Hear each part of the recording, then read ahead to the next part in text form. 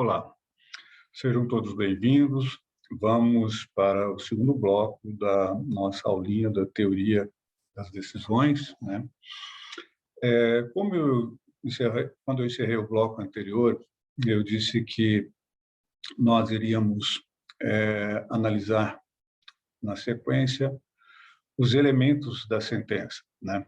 Esses elementos, eles estão contidos lá no artigo 489 do CPC, e é interessante a análise desses elementos. É importante frisar aqui que se trata de elementos, não é requisito. Requisito é outra situação, que nós vamos tratar logo em seguida também, mas aqui trataremos agora, neste momento, hoje, de elementos da sentença, ou seja, aquela parte física da sentença, ou seja, aquilo que a gente vê, né, de forma objetiva. E quais são esses elementos, né, trazido pelo artigo 489 do Código de Processo Civil? Os elementos da sentença são, primeiro, relatório, os fundamentos e o dispositivo. Então, esses três elementos, eles devem ser observados para não causar uma nulidade da sentença. É importante o relatório, às vezes,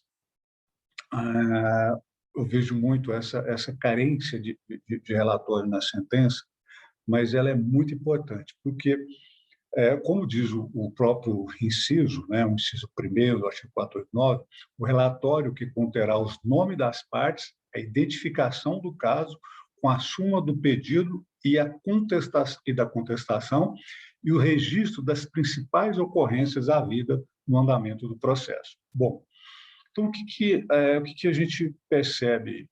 Que o relatório tem que conter o nome das partes, a identificação dessas partes também, ou seja, a qualificação dessas partes, a identificação do caso, né, do que se trata, qual caso se trata, uma espécie de um resumo dos pedidos, né? E aí é interessante que não é só o pedido do autor, não, é o pedido do autor e do réu, né? O juiz tem que ater-se a esses pedidos, olhar esses pedidos, porque o autor traz uma tese, o requerido, o réu, na contestação, pode trazer outra tese, e registrar as principais ocorrências havidas no andamento do processo. Ali ele vai ver o que tem na peça inicial, o que tem na contestação, se existe a réplica, né? Caso exista a réplica, quais são o que foi falado na réplica, e todos os eventos do processo. Por exemplo, se houve um julgamento parcial do processo em relação a alguma das partes, se tinha mais de uma parte, fatos, né, fatos mais importantes do processo. É bom dizer isso.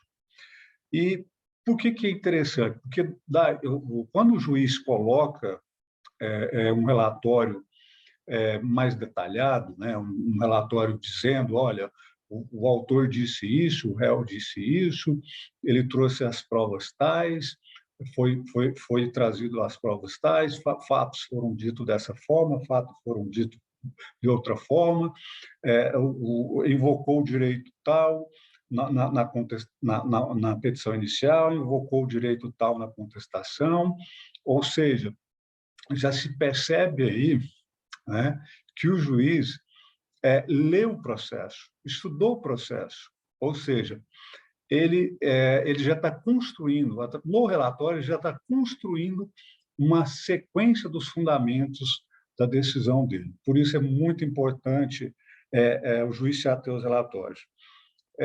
Por que é importante narrar os fatos na petição, no relatório, né? Por inúmeras situações. Uma delas que eu gosto de citar bem, quando você é juiz de uma recuperação judicial, você vai ver muito isso quando nas habilitações de crédito, né? vai habilitar um crédito lá que foi em decorrência de um dano ocorrido, um dano material, moral ocorrido durante um período, né?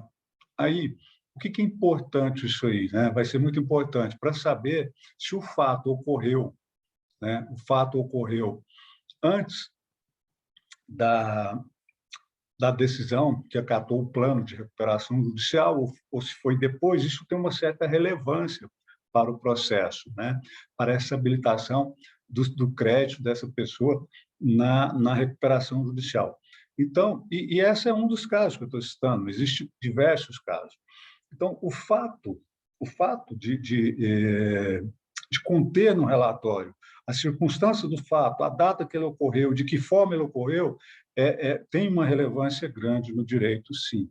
E isso, quando eu falo na sentença, não é só na decisão, no acórdão também, isso é importante, né? E principalmente depois do Código de Processo Civil de 2015, onde veio uma conotação muito importante, né, sobre os precedentes e provimento vinculante, né? Então, o que nós observamos, né, nessas situações? Quando o acórdão, né, tem um acórdão que ele tem ali no seu relatório a descrição dos fatos, né, e ele gerou uma decisão paradigma, né, uma decisão paradigma. Então, quando o juiz vai fazer uma sentença que ele quer acatar aquele paradigma, né, para de forma como julgar o processo dele, é importante que ele conheça os fatos daquela causa que ensejou a decisão paradigma, porque ele vai aí fazer uma comparação, né? O juiz vai fazer uma comparação com os fatos que está para ele julgar. Então, isso é muito importante, fazer essa correlação, porque a causa determinante do julgamento paradigma, né, ele tem que ser observado para quando o juiz for fazer uma decisão no caso concreto dele, ele faça essa comparação dos fatos. E se os fatos forem o mesmo, ele pode aplicar. Se os fatos não forem o mesmo, ele não pode aplicar. Ou seja, por isso ele precisa conhecer todo o histórico, ou seja, todo o relatório, conhecer além dos fundamentos da decisão, ele tem que conhecer se o caso realmente é um caso paradigmático. Então, essa questão dos paradigmas e dos provimentos vinculantes é importante para a verificação nos relatórios. Isso tem uma relevância muito grande. A gente sabe, né? Eu vejo que, por exemplo, no caso da lei do juizado, na Lei 9.099, né? Eu acho que foi um equívoco. O legislador ele poderia ter se atentado, porque ficou parecendo que o relatório é realmente uma coisa dispensável, e não é. Eu entendo que o relatório ele é essencial em qualquer sentença, seja ela de menor complexidade ou maior complexidade, ela é muito importante. Por que ela é essencial? Para a construção, né? Para a construção harmônica da decisão. Porque essa construção harmônica da decisão, ela tem que ter uma sequência, né? É importante a gente observar que às vezes tem aqueles relatórios, né, que não tem harmonia, né? Aquele relatório checklist, né? Checklist, ele parece aquele relatório em que o camarada vai numa oficina e lá tem um lanterneiro, ele vai fazer um checklist no seu carro, você vai deixar lá para-choque amassado, porta arranhada, a lanterna quebrada, ou seja, não tem a mínima, né, não tem uma mínima sequência. Então, é importante o relatório ter uma sequência, né? de contar os fatos das partes, apresentar de que forma as provas foram apresentadas para o juiz, né? O juiz viu a prova daquela forma, se houve, se houve a oportunidade de fazer daquelas provas serem apresentadas, se houve um saneamento, enfim, ele tem que ser harmônico, né? Bom, então o relatório é um dos elementos da sentença ou da decisão, né? Aí partimos para talvez o principal, né, o principal elemento da sentença, né, que é o fundamento. É importante, né, o fundamento. Por quê? Porque o fundamento, as partes têm que conhecer o fundamento que o juiz utiliza, né? O fundamento é exatamente como o juiz vai justificar, né, a sua decisão, de que forma ele vai justificar a sua decisão, qual que levou ele o convencimento dele, de que forma ele teve esse convencimento, porque o fundamento ele é um direito fundamental, né? Assim se entende que ele é um direito fundamental. E os direitos, isso está lá inclusive no inciso 9 do artigo 93 da Constituição, né? E também no artigo 11 na lei infraconstitucional, no Código de Processo Civil, né? Que sendo um direito fundamental, e direito fundamental nós sabemos que ele não pode ser restritivo, ele tem que ser ampliativo, ele não pode se ater à questão de restringir. Então, o que acontece? O fundamento, né? O juiz tem que permitir com que, à medida que você vai explicando, ou seja, conhecendo o que foi apresentado a ele, ele tem que colocar isso de uma forma clara, né? Então, olha só, se esse direito é um direito humano, né, que também é considerado um direito, ou seja, se é um direito fundamental, ele é um direito humano, né, considerado ali pelas cortes internacionais, tanto as cortes europeias quanto as americanas. Mas por que é um direito humano? Porque você entende que o juiz, quando ele decide uma causa, decide uma demanda, ele tem a força do Estado, ele está ali como Estado para poder resolver a situação. E aí, essa questão do Estado, primeiro, ele tem que ser imparcial, né? Ele está investido de uma jurisdição e ele tem que ser imparcial. E ele é ao Estado, a relação Estado em que não pode ter interesse na causa, porque se tiver interesse na causa, perde, né, essa imparcialidade.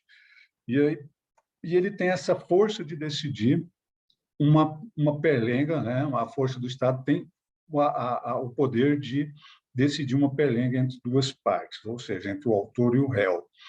E o que eu gostaria, que eu estava explicando sobre a questão do direito humano, é porque ele mexe com a liberdade, né, a liberdade das pessoas, isso é um direito humano, e mexe, de uma certa forma, também com o direito patrimonial, né, que não vamos falar aqui só do direito à vida, direito à saúde, direito à liberdade, mas também o direito ao patrimônio, que é também um direito fundamental. Pois bem, visto essa situação, é importante a gente ver as funções, né, dos fundamentos, porque a gente tem que ver que essa função é interessante. Por que eu gosto de falar disso, né? Porque ele tem uma função, né? Ele tem uma função dentro do processo em que as partes, conhecendo os motivos, E os argumentos do juiz, que o juiz utilizou para poder fundamentar a sua decisão, ele faz ali, né, ele faz ali o que nós chamamos de vigilância, controle, né, controle processual, chamado endoprocessual, dentro do processo. Então, ele faz esse controle para verificar a verdade dessa decisão, os motivos que levou o julgador a essa decisão, como também tem o controle exoprocessual, né, fora do processo, feito pela sociedade, porque, em regra, os processos são públicos, excepcionalmente são processos, são de segredo de justiça. Então, o fato da publicidade é exatamente isso, para que a sociedade também faça esse controle, faça essa vigilância, para ver se está correta a forma que o juiz está decidindo, né, se os argumentos dele é pertinente, né, coerente. Então, o que acontece? Nessa situação, né, o cidadão comum, a população pode fazer a sua crítica, né? Não vamos também o que a gente mais vê não é crítica às vezes técnica ou jurídica, porque a comunidade jurídica tem esse direito de conhecer as decisões exatamente para fazer a sua avaliação, fazer a sua crítica. Mas não estamos aqui dizendo daquelas críticas de querer fechar o Congresso, querer fechar o STF, fechar o STJ, os tribunais de contas, essa coisa toda. Não é isso, né? Porque aí já é extremista, já é uma coisa que não tem nada a ver com o mundo jurídico, né? São paixões. Então, nós temos que a importância do fundamento da decisão é exatamente isso, conhecer as razões que levaram o juiz a decidir daquela forma, né? E o juiz tem que decidir de forma racional, né? Ele não pode invocar ali doutrinas, por exemplo, doutrinas religiosas, não pode invocar ali situações que ferem, por exemplo, coisas que ferem o senso de imparcialidade, né? Ele não pode, por exemplo, ele tem uma situação diferente, interessante, que ele fala assim, ó, segundo, estou decidindo porque tenho fé nisso, né? A fé daquela pessoa foi importante nesse momento. Quer dizer, a questão de fé, por exemplo, nem todo mundo, isso não interessa a todo mundo, nem toda a comunidade, ou seja, a sociedade, tem a mesma fé, nem tem o mesmo credo. Então, é importante que não se utiliza coisas irracionais, né? E a integridade, né? A integridade e coerência, porque não dá, por exemplo, para poder dizer uma coisa e desdizer logo na mesma sentença, ou seja, nos mesmos fundamentos. É importante que o juiz tenha essa coerência, essa integridade, para não cair aí nas contradições e não acabar aqui virando uma salada no que ele está falando e ter a sua sentença nula, né? Isso é muito interessante para que o juiz tenha uma sentença boa. Nós temos os conteúdos da fundamentação, né? Conteúdo da fundamentação. Olha só, quais são os conteúdos da fundamentação? O juiz tem que, geralmente, ele tem que enfrentar, primeiro, preliminar, né, que está contida lá no artigo 337 do Código de Processo Civil. Então, ele vai enfrentar as questões processuais. Por quê? As questões processuais, elas têm que ser resolvidas até mesmo para poder adentrar o mérito, né? Então, o juiz vai dizer, olha, essa questão preliminar eu deixo de acatar por isso, ou seja, ele tem que fundamentar também por que ele está deixando de acatar aquela preliminar. E se ele acatar aquela preliminar, né, ele vai por fim ao processo, né, por uma dificuldade que existiu processual ali, que é capaz de interferir, ou seja, de interromper o julgamento do processo, ou seja, de adentrar ao mérito do processo. Né? Então, essa questão preliminar, ela tem que ser enfrentada, né, pelo juiz e tem que ser dita quais as razões de acatar ou de rejeitar essa preliminar, ou seja, essas questões processuais. Bom, o outro conteúdo da fundamentação é o mérito, né? O mérito. Os fatos, né? Então, o juiz tem que fundamentar no mérito as questões fáticas e as questões jurídicas. Bom, ele vai analisar como é que ele vai analisar os fatos. Ele vai ouvir os fatos do autor, ouvir os fatos do réu e ele vai ver as provas trazidas pelo autor, analisar as provas trazidas pelo réu e ele vai, diante das provas apresentadas, dos fatos e das provas apresentadas, ele vai ter que falar sobre as provas, as quais lhe convenceram e as quais não lhe convenceram, né? Então, isso é importante salientar aqui que não basta o juiz dizer quais foram as provas e os fatos que lhe convenceram. Ou seja, ele tem que também dizer por que os fatos e as provas, né, de uma das partes não lhe convenceu. Suponhamos que que a tese, ou seja, os fatos trazidos pelo autor foi acatada pelo juiz. Corroborado com as provas, o juiz entendeu que os fatos ali do autor e as provas eram melhores. Então, ele tem que fazer essa análise, tem que falar sobre as provas, ele tem que falar por que aqueles fatos convenceram, por que essas provas o convenceram, mas ele também vai ter que dizer por que os fatos do réu não me convenceu, por que as provas do réu não me convenceu. Né? Por quê? Isso é fundamentação fática. Fundamentação fática.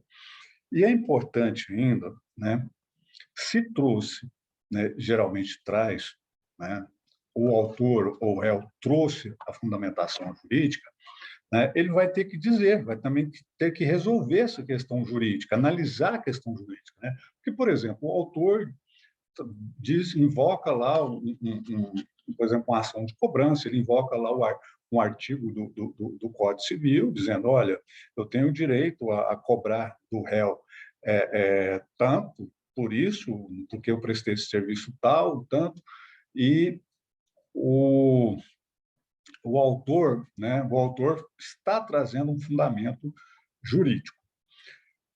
O réu diz o seguinte, olha, em matéria de defesa, ele vem e diz o seguinte, olha, essa alegação aí do autor, fundamentada nesse artigo, não pode ser, não pode prosperar uma vez que esse artigo é inconstitucional, né?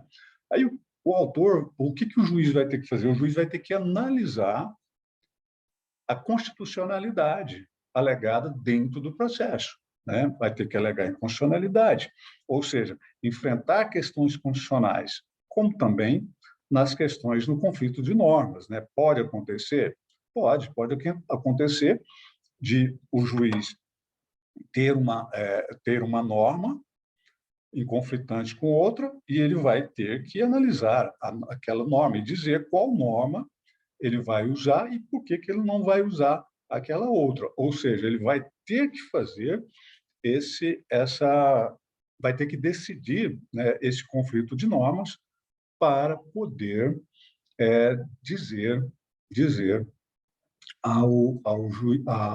às partes, né, o motivo pelo qual ele chegou a essa conclusão. Então, nós temos, então, na sentença, as questões a serem enfrentadas, temos que ter essa situação. Dentro do mérito, nós temos que ter fato, fundamentação fática e fundamentação jurídica. Não se esqueçam disso, porque o que a gente mais vê são sentenças apenas com fato ou sentença apenas com motivação jurídica. Então, nós temos que ter a motivação, ou seja, nós temos que ter a fundamentação dos dois. Não bastam, tem que ter os dois. Bom, vamos... Então, vamos lá. Até aqui, né, quando a gente fala do fundamento em que o juiz analisará as questões de fato e de direito, então, pronto. Vamos passar, então, uma coisa para o artigo 1º, aliás, para o parágrafo 1º do artigo 489, porque é interessante que é importante trazer aqui esse parágrafo, porque, olha só, eu tenho que falar sobre esse artigo, porque esse artigo ele é uma questão em que, antigamente, achava o juiz tinha que fundamentar de forma suficiente. Não. Agora, não. O juiz tem que decidir, tem que fundamentar de forma exauriente, né? Ele tem que dizer as questões a favor e as questões contra, né? Eu não posso deixar de falar nisso, porque, assim, quando você fala no artigo 489, em fundamentação, então, olha só, era muito interessante, antigamente, né, isso antes do Código de 2015, tinha muito isso. Olha, o juiz entendeu que isso era suficiente e ele julgou dessa forma, ele fundamentou dessa forma, está certo. Pronto, acabou. Não. Agora, o juiz tem que ser exauriente, ele tem que dizer as questões a favor e as questões contra. Por quê? Porque a fundamentação suficiente ela acaba sendo, né, vista de uma forma viciada, né? Porque os vícios, né, nós podemos ter aí um vício de ausência de fundamentação, né? Um vício de ausência de fundamentação. E os vícios de ausência de fundamentação, assim, né, dito por alguns processualistas, eles teria 3 situações, né? A ausência de fundamentação, a deficiência da fundamentação e a ausência de correlação entre a fundamentação e a decisão, que também cai tudo na ausência de fundamentação. Porque, olha só, a ausência de fundamentação, se o juiz não fundamenta, essa decisão, por óbvio, ela será nula, né? Ela será nula, mesmo porque as partes têm o direito de saber os fundamentos, né? Como eu disse lá atrás, é um direito fundamental. Então, as partes têm o direito de saber o porquê e como foi que o juiz chegou àquela dedução, né? Tem que existir uma dedução lógica, né? Ou seja, sair ele tem que fazer uma correlação do máximo para o médio, mínimo, ou sair de uma situação do mínimo para o médio, o máximo, ou seja, o juiz tem que ter as diretrizes, né, para chegar a uma conclusão e não basta, né, não basta ser uma fundamentação mais ou menos, ela tem que ser exauriente, ela não pode ser apenas suficiente mais. Bom, visto isso, vamos passar agora a uma análise do parágrafo 1º e seus incisos. O parágrafo 1º, ele fala assim: não se considera fundamentada qualquer decisão judicial, seja ela interlocutória, sentença ou acórdão. Bom, então, olha só. Vamos ver aqui uma situação interessante aqui. Esse artigo, esse parágrafo primeiro do artigo 489, ele é exemplificativo, né? Porque se o legislador quisesse ele, né, de forma exaustiva, ele teria dito tudo que era elemento, ou seja, tudo que era uma sentença tem que seguir esses parâmetros assim, tais, tais, tais, tais. Agora, seria muita coisa. Então, o legislador, de forma inteligente, ele resolveu dizer assim, olha, se você, né, não fizer isso, não fizer isso, ou se você fizer isso, não considerar fundamentada. Então, ele vem e diz assim, não se considera fundamentada qualquer decisão judicial, seja a interlocutória e sentença, acórdão que se limitar à indicação, à reprodução ou a paráfrase de ato normativo, sem explicar sua relação com a causa ou questão de decidir. Olha só. Então, nós observamos que aqui o legislador ele aplicou a questão exemplificativa, ou seja, excepcional. Então, a partir dessa questão de não fazer ou de fazer dessa forma, né, ele está de uma certa forma fazendo uma exemplificação. Olha só, quando ele vem e fala assim, não se considerar fundamentada qualquer decisão judicial, seja ela interlocutória, sentença, decisão ou acórdão, está vendo que essa teoria aqui serve para tudo, decisão, sentença e acórdão, que se limitar à indicação, à reprodução ou à paráfrase de ato normativo sem explicar a relação com a causa ou a questão decidida.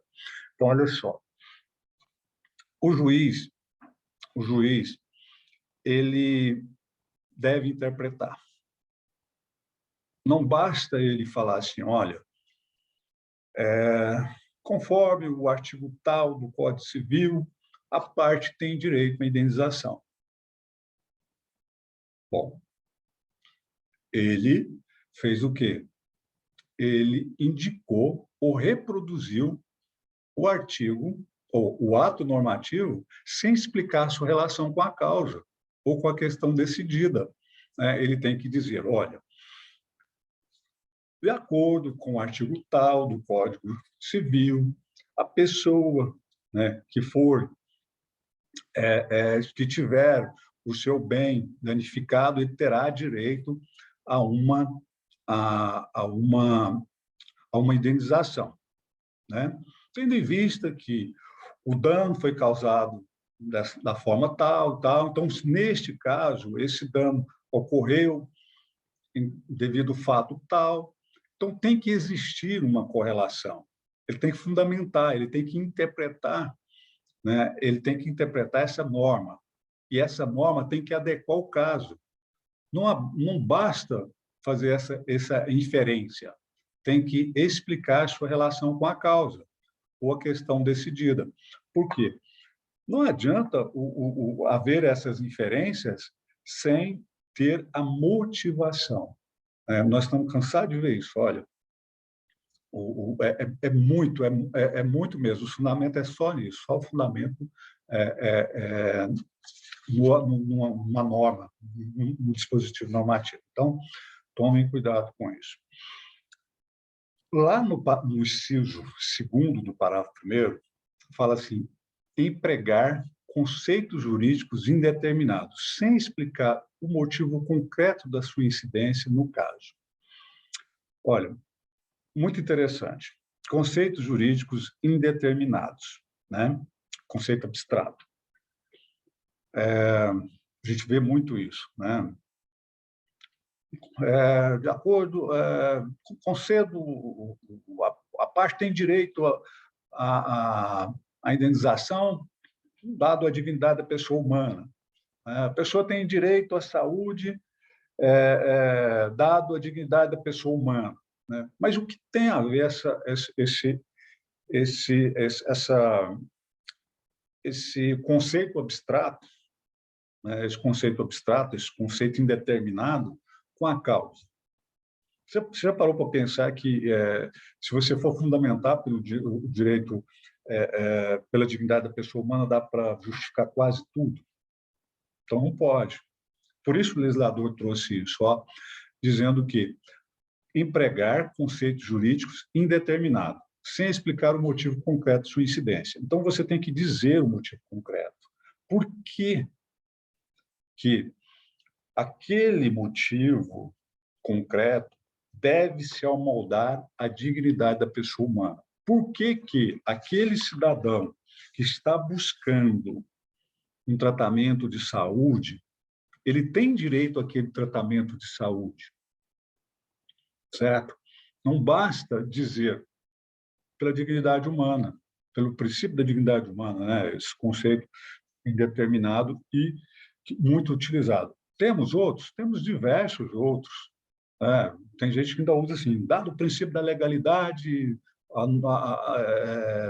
ele tem direito. Dado o princípio da eficiência, ele tem direito. Usa até os princípios da administração pública para poder, que é também, de uma certa forma, alguns conceitos abstratos, né? Por exemplo, nosso Código Civil ele está cheio de normas abertas, ou seja, ele está cheio aí de conceitos indeterminados também. Então, tomar muito cuidado com isso também. Inciso terceiro, invocar os motivos que se prestariam a justificar qualquer outra decisão. Aí entra uma situação muito, muito, muito, muito complicada, né? Porque hoje nós observamos muito isso. Você pega uma decisão, você pega uma sentença, ela serve para 1000 casos. 1000 casos. A pessoa só muda, às vezes, os fatos. Olha só, às vezes o direito é o mesmo, mas os fatos são diferentes. Os fatos que levaram aquele direito, né, pode ser o mesmo, mas os fatos são diferentes. Por isso tem que analisar os fatos. Por isso, nós temos que tomar cuidado, porque, às vezes, aquela decisão, não cansar de ver isso, se você fizer uma consulta nos tribunais ou no primeiro grau, você é cansar de ver isso, decisão para qualquer caso, uma sentença que se adequa a ela em qualquer caso. Eu costumo dizer para o pessoal que trabalha comigo, né, que é aquela situação, você não adequa o modelo ao caso, né? Acaba adequando o caso ao modelo. Então, essa decisão, para qualquer caso, ela é muito perigosa, né? E isso deve ser combatido, isso deve ser vigiado, isso deve ser, principalmente os advogados, né? O advogado também tem que colaborar com isso, tem que enfrentar isso, tem que bater nisso. Porque o que acontece? Uma coisa é repercussão geral, né? Outra coisa é sentença que cabe em qualquer situação. Muito cuidado com isso também. 4. Não enfrentar todos os argumentos deduzidos no processo, capaz de, em tese, infirmar a conclusão adotada pelo julgador. Olha só, isso é outra coisa também. Ó. Não basta apenas, né, motivar, motivar o que convenceu, né? Tem que enfrentar todas as teses. Porque, olha só, a tese, se eu juiz, né, enfrentar os argumentos deduzidos no processo pelo autor, e eu vou acatar a tese do autor, eu também tenho que analisar a tese do réu, do requerido. Porque se tiver alguma tese que infirma, né, a conclusão adotada pelo julgador, então nós temos que tomar cuidado aí, ou seja, infirmar, vulnerabilizar. Então, ao enfrentar todos os argumentos deduzidos no processo, capaz de, em tese, infirmar ou a conclusão adotada pelo julgador. Então, nós temos que tomar cuidado com essa relação, né? Então, não basta apenas os motivos que o convenceu. Tem também que enfrentar, né, as teses, tanto do autor quanto do réu, ou seja, tem que enfrentar as teses do ganhador e do perdedor. Ok? Bom, no inciso 5º, fala assim: se limitar a invocar precedentes ou enunciados de súmula sem identificar seus fundamentos. Então, olha só, é o tal do também copia e cola, né? Se limitar a invocar precedentes e enunciados de súmula sem identificar seus fundamentos. Porque, olha só, às vezes o camarada vem lá, o juiz vem lá e fala assim, olha, de acordo com a súmula tal do STF, o direito do autor está compatível. Né? Ou então, de acordo com decisão do STJ, ou súmula do STJ, o réu tem o direito dele cristalino aqui. E a gente está cansado de ver isso. Cansado de ver. Simplesmente fala assim, conforme julgou, o STJ julgou, coincide com a razão do autor ou do réu. Não, você tem que explicar. Né? Você tem que... É muito comum pegar esse julgado, jogar a decisão e dizer, olha, conforme o julgado, tem que analisar, é isso e aquilo, tal. Não, tem que analisar a causa determinante. Tem que analisar a causa determinante do precedente para entender também a causa determinante do caso concreto e explicar isso. Por isso que os precedentes, você tem que entender o precedente quando você for aplicar ele. Tem que estudar ele, entender ele. Quando você for aplicar a súmula, também tem que entender a súmula, o que levou aquela súmula a ser daquela forma. Né? Então, você tem que entender a causa determinante, tanto do julgado paradigma, que você vai usar ele, quanto do seu caso concreto. Né? Então, não pode simplesmente se limitar a invocar, de uma certa forma, colar ele lá, colacionar ele lá e dizer que ele corresponde ao julgamento. Não, tem que fazer ali uma interpretação desse enunciado com o seu caso concreto. 6. Deixar de seguir enunciado de súmula, jurisprudência ou precedente invocado pela parte sem demonstrar a existência de distinção no caso em julgamento e a superação do entendimento. Bom, olha só, aqui é um complemento do inciso anterior, né? Ou seja, comparar o fato do precedente e o fato do caso concreto. Então, olha só, se uma das partes vier invocar um enunciado de uma súmula, de uma jurisprudência ou precedente, né, o juiz, para demonstrar, ele vem para demonstrar a existência ali de distinção no caso do julgamento ou superação do entendimento. Se o juiz dizer que não vai acatar aquela jurisprudência ou aquela súmula, ele tem que dizer por quê. Ele tem que dizer por que ele não vai acatar, né? Porque ele vai dizer, olha, de acordo com esse precedente aí, o fundamento desse precedente aí, ele não coincide com o fundamento do caso concreto que eu estou julgando aqui. Porque nesse precedente, nessa súmula, quis dizer uma situação em que não coincide com a situação invocada. Né? Então, o julgador ele tem que fazer essa distinção, porque ele não pode ter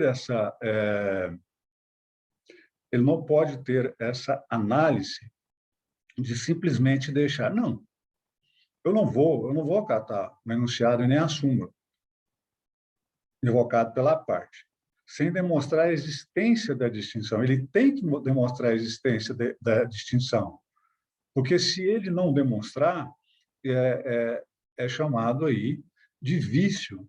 Qual é um vício?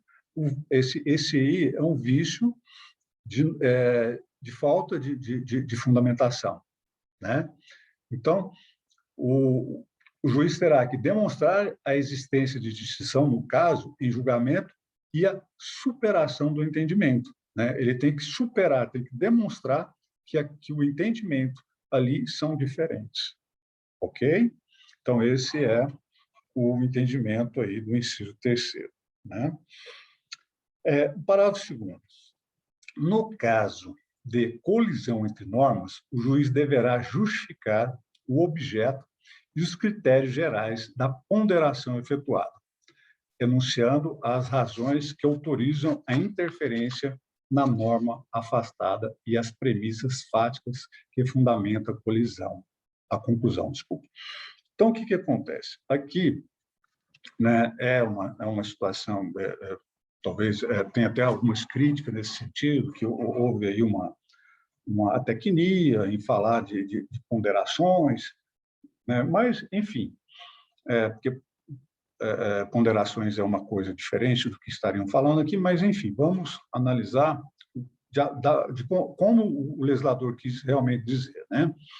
Que, no caso de colisão entre normas, o juiz deve justificar o objeto e os critérios gerais da ponderação efetuada, porque se ele não pode simplesmente dizer, olha, tem a norma A e a norma B, eu vou acatar a norma A por isso, porque eu entendi que a norma A se amolda ao caso, ela tem isso, isso e isso que me credencia a julgar dessa forma.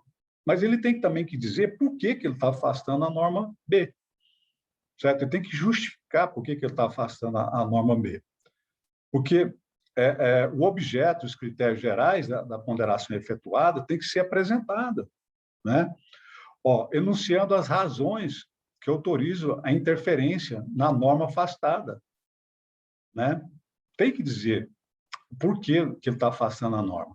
E as premissas fáticas do fundamento da conclusão. Ele tem que dizer, olha, premissa aqui, a partir da premissa tal, eu entendi que essa lei deve ser afastada, porque ela vai em confronto com a outra lei A, então a lei B tem que ser afastada e dizer os fundamentos e a conclusão, porque se ele não fizer isso, também estará carente de fundamentação a sentença e, por óbvio, né, é uma sentença nula. Parágrafo terceiro, né?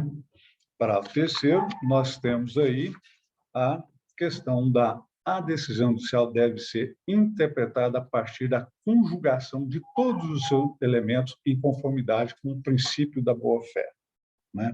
Isso é importante saber que a decisão é um todo, né? A decisão judicial é um todo. Então, ela deve ser interpretada conjugadamente, todos os seus elementos, né? Desde os fatos, as provas, né? Os fundamentos ali de fático e de direito, e deve ter uma correlação, deve ser organizada. A gente diz que tem que ser orgânica, né? Aquele corpo orgânico, né? Que você olha para aquele ato e fala, é um ato perfeito, é um ato perfeito. Ele tem harmonia. Então, a decisão judicial deve ser interpretada a partir da conjugação de todos os seus elementos, em conformidade com o princípio da boa-fé. A boa-fé pressupõe-se, né, que o juiz tenha aí essa boa-fé, porque se o juiz, por exemplo, mesmo que ele venha fazer uma decisão fundamentando ela e acaba que ele demonstra o seu entendimento final de forma divergente daquilo que ele expôs, daquilo que ele fundamentou, né, fere aí o princípio da boa-fé. Bom, por último, nós vamos falar, então, da parte dispositiva, né? Parte dispositiva. O dispositivo em que o juiz resolverá as questões principais que as partes lhe submeteram. Então, o que é o dispositivo? É o resumo do relatório, do fundamento, onde o juiz vai entregar para as partes a sua justiça, o seu direito. Então, podemos dizer que é a norma que estabelecerá ao caso concreto, ou seja, resolver a demanda das partes, né, posta pelas partes. Então, as partes colocou uma demanda para o juiz e na parte o juiz fez uma relação de todo o processo, fundamentou e ao final ele vai dizer, olha, essa é a norma estabelecida por esse juiz ao caso concreto, resolvendo a demanda posta pelas partes. Então, o autor teve o seu pedido principal, ou o seu pedido inicial, né? O que aconteceu com esse pedido? Esse pedido foi deferido, esse pedido foi julgado procedente, né? Foi procedente. Se o juiz entender que os argumentos trazidos pelo réu foi melhor, né, convenceu ele e ele fundamentou, ele vai dizer que o pedido do autor deve ser improcedente, será improcedente. Por quê? Porque os argumentos trazidos pelo réu foram melhores do que o autor. Então, nós podemos dizer que a parte dispositiva da sentença é a norma criada pelo juiz naquele ato, naquela decisão, para dizer a qual das partes está o direito, entregar para ele a prestação jurisdicional.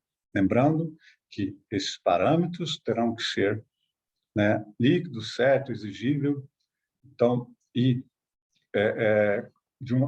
atendendo aí a congruência, a liquidez, né, a certeza e a exigibilidade. Então, e aí já falaremos em seguida sobre os requisitos da sentença. Então, é isso. Finalizamos, ficamos por aqui nessa nossa aulinha de hoje, no nosso bate-papo de hoje, e acredito que teremos outras conversas pela frente. Muito obrigado.